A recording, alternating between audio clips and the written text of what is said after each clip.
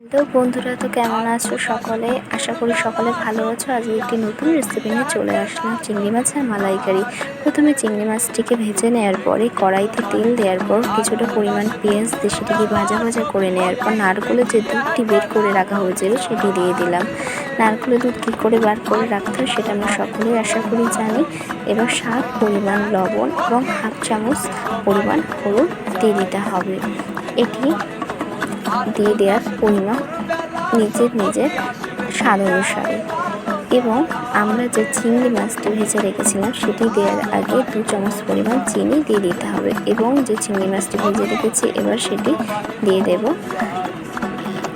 দিয়ে দেওয়ার কিছুক্ষণ পরে সেটি নাড়তে থাকতে হবে এবং নাড়ার কিছুক্ষণ পরেই আমরা যে জিরেটি এবং গরম মশলা শুকনো কড়াইতে ভেজে রেখেছিলাম সেটি গুঁড়ো করে দিয়ে দেব। এবং সেটি ফুটতে থাকার পর কিছুক্ষণ 5 মিনিট পরেই আমরা বাড়িতে থাকা 4 থেকে 5 আঁটি তেঁতুল দিয়ে দেব। এবং এটি কিছুক্ষণ হতে দেওয়ার পর এই যে আমাদের তৈরি চিংড়ি মাছের মালাইকারি।